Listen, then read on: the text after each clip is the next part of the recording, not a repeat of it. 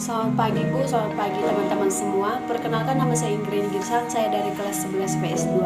Di sini saya akan menjelaskan bagaimana perjuangan fisik mempertahankan negara kesatuan Republik Indonesia.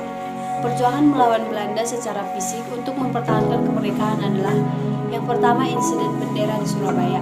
Insiden bendera di Surabaya terjadi pada tanggal 19 September 1945. Insiden ini terjadi karena beberapa orang Belanda mengibarkan bendera merah putih biru pada tiang di atas Hotel Yamato Tunjungan. Tindakan tersebut pun menimbulkan amarah rakyat, sehingga mereka menyerbu hotel itu dan menurunkan bendera tersebut serta merobek bagian yang berwarna biru, lalu mengibarkan kembali sebagai bendera merah putih. Yang kedua, pertempuran Surabaya tanggal 10 November 1945. Kedatangan Brigade 29 dari Divisi India ke-23 yang dipimpin oleh Brigadir Marlabi pada tanggal 25 Oktober 1945. Namun kedatangan mereka menimbulkan kerusuhan dengan pemuda karena adanya penyelewengan kepercayaan oleh pihak sekutu. Pada tanggal 9 November 1945, tentara sekutu mengeluarkan ultimatum yang berisi agar para pemilik senjata menyerahkan senjata kepada sekutu sampai tanggal 10 November 1945 pukul 6. Namun ultimatum itu tidak dihiraukan rakyat Surabaya. Akibatnya pecahlah perang di Surabaya pada tanggal 10 November 1945. Peristiwa 10 November ini diperingati sebagai Hari Pahlawan oleh seluruh bangsa Indonesia.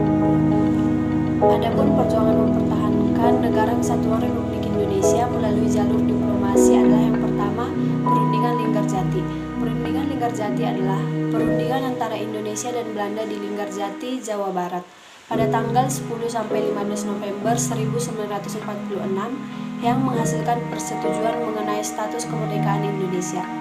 Ditandatangani di Istana Merdeka Jakarta oleh kedua negara pada tanggal 25 Maret 1947. Indonesia diwakili oleh Sultan Syahrir dan Belanda diwakili oleh Wim Skarmerhorn. Adapun hasil dari perundingan Linggarjati, yang pertama adalah Belanda mengakui secara de facto wilayah Republik Indonesia, yaitu Jawa, Sumatera, dan Madura. Yang kedua, Belanda harus meninggalkan wilayah Republik Indonesia paling lambat tanggal 1 Januari 1949. Yang ketiga, pihak Belanda dan Indonesia sepakat membentuk negara Republik Indonesia Serikat atau disingkat dengan RIS. Yang kedua, perundingan Rumroyen. Pada perundingan Rumroyen, delegasi Republik Indonesia dipimpin oleh Muhammad Rum. Pihak Republik Indonesia tetap berpendirian bahwa pengembalian pemerintah Republik Indonesia ke Yogyakarta merupakan kunci pembuka untuk perundingan selanjutnya. Tetapi pihak Belanda menuntut penghentian perang gerilya oleh Republik Indonesia. Akhirnya pada tanggal 7 Mei 1949 berhasil dicapai kesepakatan antara pihak Belanda dan Indonesia.